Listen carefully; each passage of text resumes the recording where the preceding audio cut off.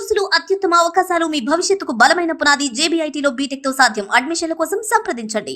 మంత్రి Konda Surekha planning commission vice chairman చిన్నారెడ్డిల విషయంలో కాంగ్రెస్ క్రమశిక్షణ కమిటీ ఏం తేల్చింది?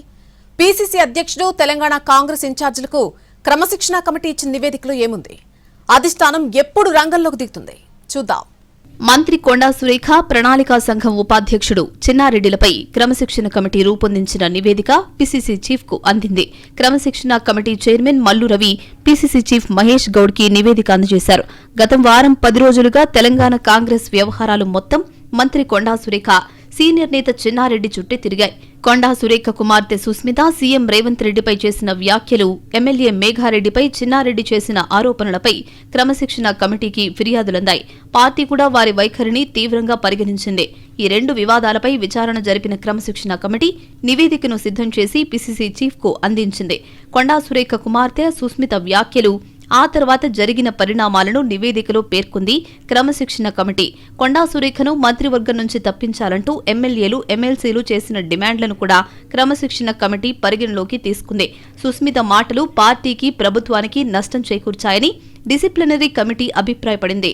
అందుకే కొండా సురేఖను మంత్రివర్గం నుంచి తప్పించాలని పీసీసీ చీఫ్ మహేష్ గౌడ్కు ఇచ్చిన నివేదికలు సిఫార్సు చేసింది. మరోవైపు సీనియర్ నేత చిన్నారెడ్డి తీరును కూడా క్రమశిక్షణ కమిటీ తప్పుబట్టింది. పార్టీని నష్టపరిచేలా మాట్లాడడం, ఆ తర్వాత క్రమశిక్షణ కమిటీకి ఇచ్చిన వివరణలో కూడా తన వ్యాఖ్యలను సమర్థించుకునేలా ఉన్నాయనేది కమిటీ అభిప్రాయపడింది. దీంతో చిన్నారెడ్డిని కూడా ప్రణాళిక సంఘం వైస్ చైర్మన్ పదవి నుంచి తప్పించాలని కమిటీ ప్రతిపాదన పంపింది. క్రమశిక్షణ తప్పిన వారిపై ఎలాంటి చర్యలు తీసుకోవాలనేది హైకమాండ్ నిర్ణయం తీసుకుంటుందన్నారు చైర్మన్ మల్లు రవి.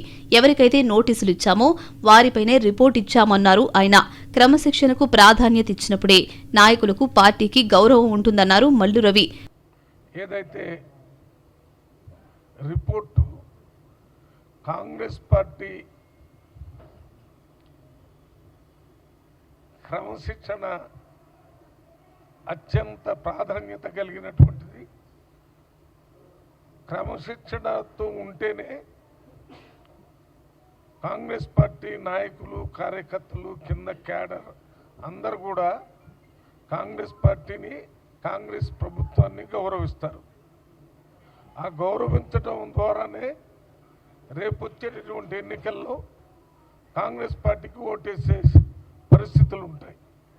కొండా సురేఖ, చిన్నారెడ్డిల వ్యవహార శైలితో పార్టీకి నష్టం జరిగిందని, నష్ట నివారణకు ఇద్దరిని పదవుల నుంచి తప్పించాలని ప్రతిపాదించింది కాంగ్రెస్ డిసిప్లినరీ కమిటీ.